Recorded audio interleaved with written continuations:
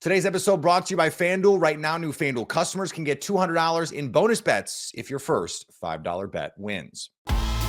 I'm Peter Bukowski, starting your day with the can't-miss stories and biggest debates in sports. You're Locked On Sports today.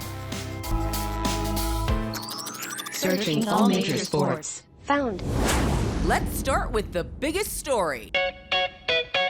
The basketball world held its breath Monday night. Regional 4 in Spokane when Juju Watkins went down in the first half of USC's tilt with Mississippi State, the 9 seed, a non-contact knee injury, down and writhing in pain. Howard Megdal from Locked On Women's Basketball joins us now from our Fire TV channel's bracket breakdown set.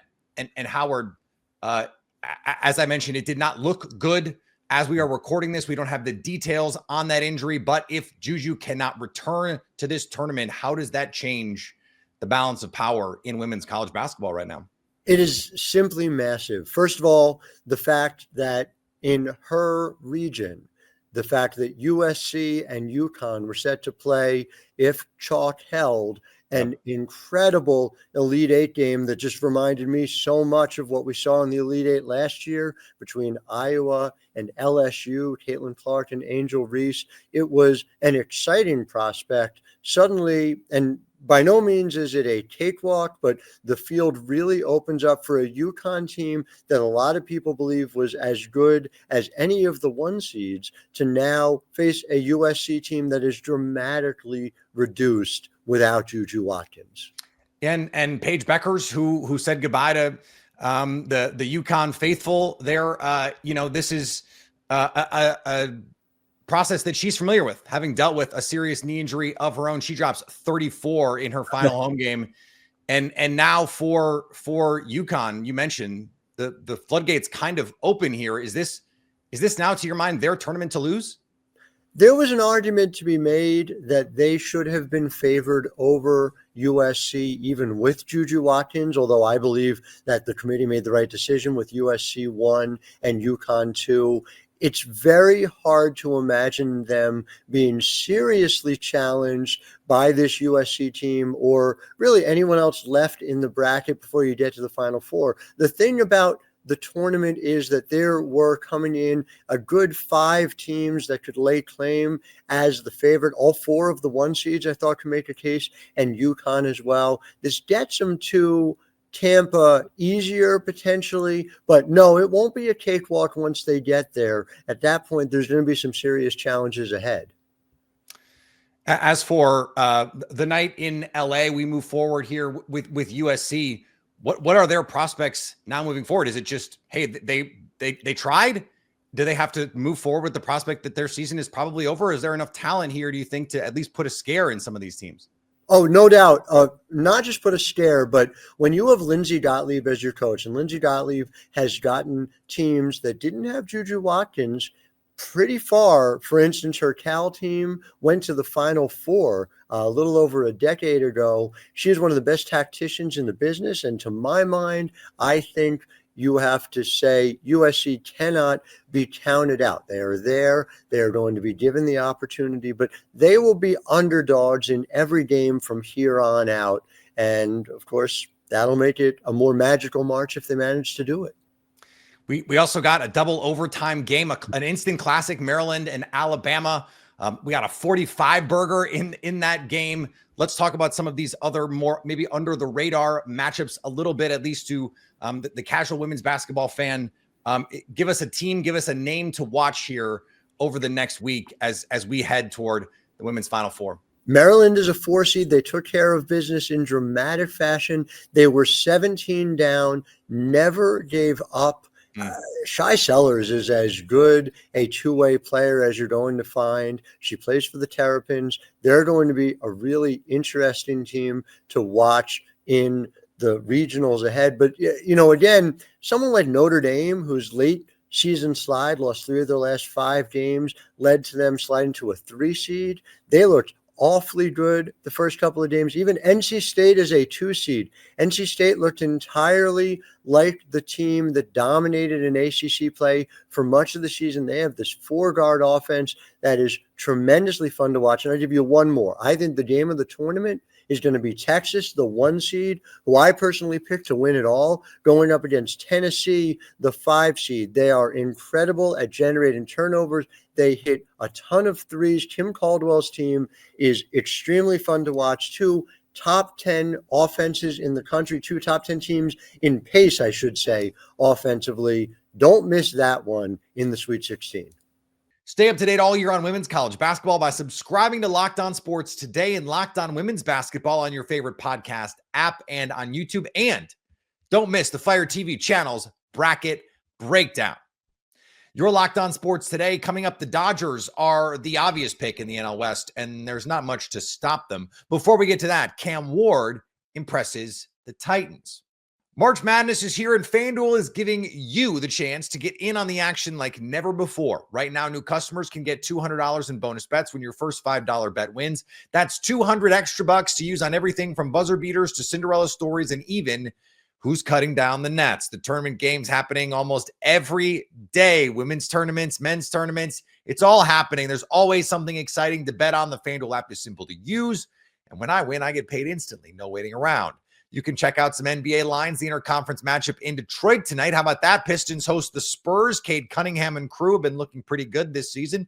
They're favored against the Spurs. FanDuel has the Pistons laying 8.5. You know, it's not the real Spurs, but you got to play who you play.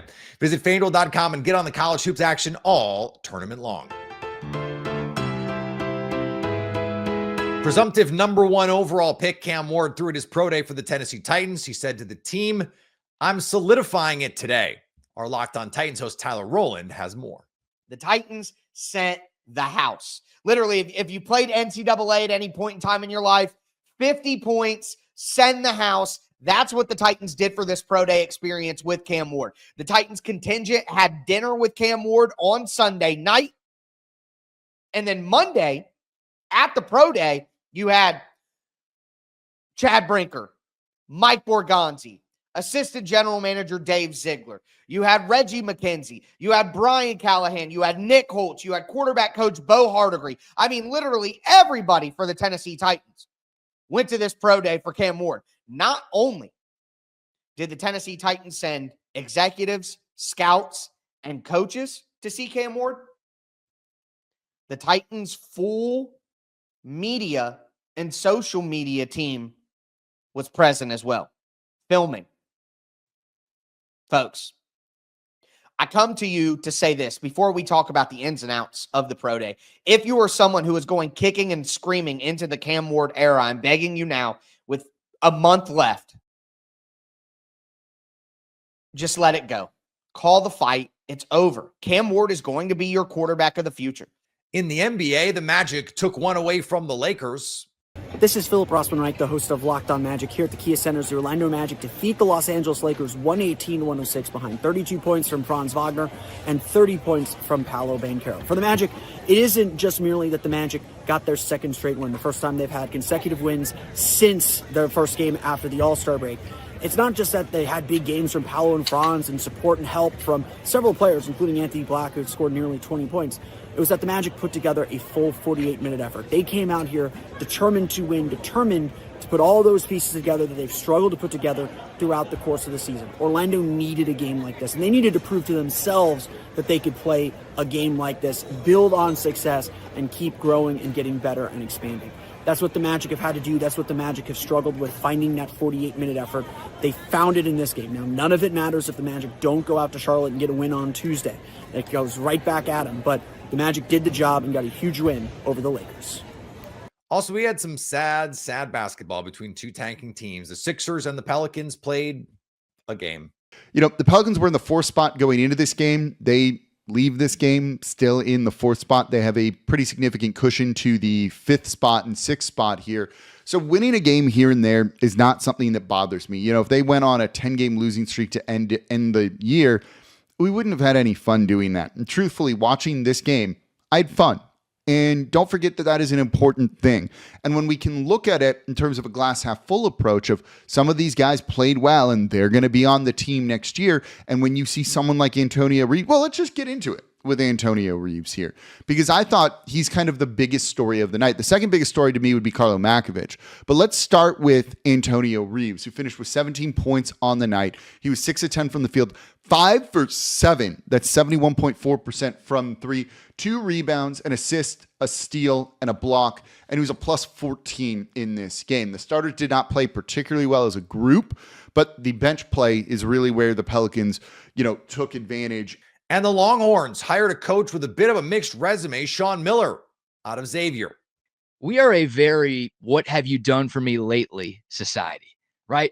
If you had told any Texas fan that Sean Miller was going to take over the Longhorns in 2018, they would have been pumped, because Sean Miller had just completed a stretch of 5 conference championships, 3 Elite Eights, 5 Sweet 16s, and 7 tournament appearances in an 8-year span. That's a pretty damn good run. This guy was regarded as one of the very best coaches in the sport at that time. But again, that was a while ago. Since 2018, Sean Miller has been linked to that huge FBI investigation that marred college basketball. He lost his job at Arizona. He had to sit out for a year. He went back to Xavier, and he just hasn't had the same success. 0 conference titles, 0 Elite Eights, just 1 trip to the Sweet 16 for Sean Miller in his last 6 years as a head coach. The LA Dodgers are the easiest pick in Major League Baseball to win their division. Maybe the better question surrounding Shohei Ohtani and the gang is how many games they will win, as our Locked On hosts from the NL West discussed. Yeah, they were the best team in baseball last year. Then they won the World Series, and then they did more this offseason than any other team. I think the D-backs are going to be a good team. I think the Padres are going to be a solid team. I think the Giants are going to exist, and I think the Rockies have a good chance of existing for the entire season. But yeah, I mean, the Dodgers made it their goal this offseason to go out and get better, which a lot of times World Series champions don't necessarily go all in on getting better. And the Dodgers did go all in on getting better. And I think they're going to be better than they were last year, which, sounds good to me. Yeah, maybe the better questions like who's the biggest challenger in the division to the Dodgers, or who's like the second best team, because I think we all feel like the Dodgers are going to win the NL West. That's why I'll pick my D-backs as the second best team, of course. Great offseason, number 1 in offense last year. Yes, we missed the postseason because of that stupid doubleheader on the last day of the season, but the D-backs added all offseason. They look primed to face the Dodgers, hopefully once again in the playoffs like we did in 2023. So I'll take the D-backs as at least as the number 2 team in the division. Yeah, Avi, you taking that over the? Oh, go ahead, Ben. Go ahead, Avi. Yeah, I was just going to co-sign all of that. I think that even though the Dodgers have been a layup for the past few years, the one thing about this division is apparently it's the one division that consistently tries every offseason. Even the Rockies, to an extent, at least they have some exciting young players on that team, like Tovar, Brenton Doyle, guys like that, and that really interesting pitching prospect that I'm blanking on right now. Chase Dollander. And then the Padres, while they have their ownership strife and all that weird stuff, they did still at least make some additions to find out the roster. And then the D-backs were a monster truck last year that just kind of got, it looks like in Mario Kart, when you hold the trigger too long and then your cart like explodes at the beginning, and then you finish third or something like that. Like that's kind of what happened with the D-backs. They definitely are going to be a really good team. And the Giants, at least there's like new talk. There's new leadership. There's finally they got themselves a new free agent. And then the Dodgers, of course, added everybody. And I think importantly too, added some kind of under the radar players as well that maybe didn't get as many headlines, maybe a little bit of Tanner Scott, my boy, Michael Conforto. So I think that at least what you could say is this division has a lot of news and headlines. Michael Conforto might be the downfall of the Dodgers if his experience, if his time with the Giants was any indication. But if the Dodgers' history is any indication, he's going to go out and hit 38 home runs. So anyway, I think that the Dodgers are easily the class of the division, and sorry, Paul, the Rockies are easily the trash of the division, as you said yourself. In the all these strays at the Rockies from Ben. This is crazy. Hey, man, it's not enough to just constantly beat us every single time they match up. But I got to get the verbal bullets. Yeah, man. Just like I love the Rockies. The truth hurts, Paul and everyone else. But it's like I think it's a really interesting conversation about the 3 teams in the middle and what order they finish in. I think any one of the 3 could finish second I think maybe there's favorites, but I wouldn't be shocked at all if any one of those three did finish in second. And I think that's kind of reflected when you're looking at the over-unders for the win totals, thanks to our friends over at FanDuel here. The Dodgers set at 104.5 games, Diamondbacks 86.5, Padres at 85.5, Giants at 79.5, and then our beloved Colorado Rockies at 59.5. And I'll jump in here at least with this. I'm not surprised to see a lot of those win totals, and I'm not surprised to see almost every team I think can hit over on those. I think the Dodgers again at 104, just because that's such a big number, you never know what might not happen. If they don't hit the over, it's not because they're a bad team. It's just because winning 105 baseball games is a difficult thing to do, no matter how much you've added on to that team. But I think, Ben, you kind of mentioned that with those lines being so close, it's going to take a lot for the middle of the order of those teams to kind of flip around and see who's going to be there. I think the Diamondbacks are the favorite there. And I will say this, I firmly believe that the Rockies will hit over 59.5 wins. While they're not an impressive team, you guys know this, and I think better than anyone probably on the network, the Rockies pitching rotation is the best it's been in years. German Marquez, Antonio Senzatella make a massive difference in this rotation, and that's going to be a huge type of thing that this team hasn't had the past couple of years.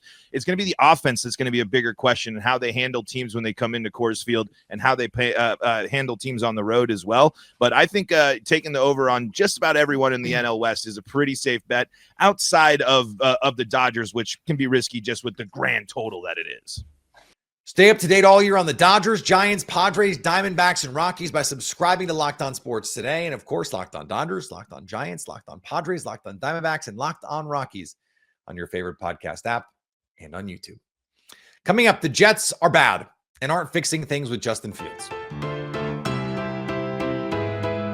March Madness is here, and FanDuel is giving you the chance to get in on the action like never before. Right now, new customers can get $200 in bonus bets when your first $5 bet wins. That's 200 extra bucks to use on everything from buzzer beaters to Cinderella stories and even who's cutting down the nets. The tournament games happening almost every day. Women's tournaments, men's tournaments. It's all happening. There's always something exciting to bet on. The FanDuel app is simple to use. And when I win, I get paid instantly. No waiting around. You can check out some NBA lines, the interconference matchup in Detroit tonight. How about that? Pistons host the Spurs. Cade Cunningham and crew have been looking pretty good this season. They're favored against the Spurs. FanDuel has the Pistons laying 8.5. You know, it's not the real Spurs, but that's, you got to play who you play. Visit FanDuel.com and get on the college hoops action all tournament long. They got rid of Aaron Rodgers, which is great, at least for the vibes, but Justin Fields is not the answer for the Jets. Locked On NFL host Tony Wiggins and Julian Council do not believe there is hope for change with the Jets. I'm old enough to remember when the New England Patriots had that little man hiking the football on their helmet, and I thought they were always going to be terrible. And they turned it around. I'm old enough to remember after Doug Williams, those popsicle colored uniforms with Tampa Bay, and I thought they would always be bad, and nope, they weren't. They got it together and they won 2 Super Bowls. So I'll never say never. But can we say that with the Jets? Well, they do have a Super Bowl, Super Bowl II. Yeah, you know, Joe Namath. It was 1969, homie. Yeah, that's the year I was born, and I'm 55 with gray beard. So they did win that one, beat Johnny Unitas and the Baltimore Colts. So it is possible. We do know that. But nowadays, man, the Jets killed Carl. That's what I'll say. Shout out to Larry David, Curb Your Enthusiasm. I like Justin Fields. I liked him coming out of college. I was hoping that he'd go to a situation where he have success. Chicago clearly was not that, and that's a place also where quarterbacks go to die, and we'll see what they're able to do. Caleb Williams, I like what they've done this offseason. But as far as with New York, it's great he has Garrett Wilson, and maybe the relationship they have dating back to their time at the Ohio State University will help him in terms of that. But I feel like the infrastructure is far worse than when he left in Pittsburgh, and I can understand him not liking how those Steelers dealt with things last year and benching him when the team was winning. I don't think it was they were winning because of Justin Fields. The team was winning, but you could see that you can win games with Justin in the right circumstance. And I do not believe this will be the right circumstance for Justin or for the Jets to win games at a high level. And that's just comes all the way down to ownership and goes back to just the systemic issues that they have there dating back to I mean, after I guess Mark Sanchez was gone, because it has not worked, whether it's been Sam Darnold, whether it's been Geno Smith, whether it's been Zach Wilson. They have not had the infrastructure for a young quarterback to go in there and to have success, which is why the Jets are continuously always trying to find someone. Maybe they're the problem and it's not the player. I would like to believe there's hope. Getting rid of Aaron Rodgers, understanding you are not that team, is a nice start, but you've got a new coach, a new GM, and the same old ownership. And we see over and over, the arc of sports history tells us, when you can trace consistent losing, it will almost always trace it back to owners. Almost always. And consistent winning also almost always traces back to the top. Attitude reflects leadership. Who's actually even running the Jets day to day? How involved are the kids, the children, the grandchildren? It's not a good situation. And until that changes, I just don't know how you can have any faith the team will be any good. And finally, Puka Nacua wants to retire when he's 30. Don't we all? He said so on the Join the Lobby podcast, saying, I'm 23 right now. I'm going into year 3, and it wouldn't even be 10 years. It'd be maybe 7 or 8. I think if Aaron Donald to go out at the top, I think it would be super cool. Another motivating factor behind Nakua's statement, the fact that he wants to have a big family. It is always a little jarring to hear your favorite players talk about hanging it up so soon, but certainly not unusual and is becoming more the norm lately. Even with superstar players, guys like Calvin Johnson and Patrick Willis, walking away before their bodies have fully given everything. And that's part of this too, right? Having a quality of life beyond football. What good is all of the money in the world to spend if you can't walk, if it hurts to play with your kids? These are decisions that we all have to make. If you're catching this episode after hearing your favorite Locked On show, make sure to subscribe to Locked On Sports Today on YouTube or wherever you get your podcasts so you never miss an episode. Also, if you're a new subscriber to Locked On Sports Today, we're here for you with the biggest stories in sports every day. Coming up, what can we expect from the Garrett Cole-less New York Yankees this year? So at least until tomorrow, stay locked on sports today. For more episodes of Locked On Sports Today, go to our video on demand. Click on sports at the top of your screen. There, you'll find past episodes of Locked On Sports Today, plus other Locked On shows on demand.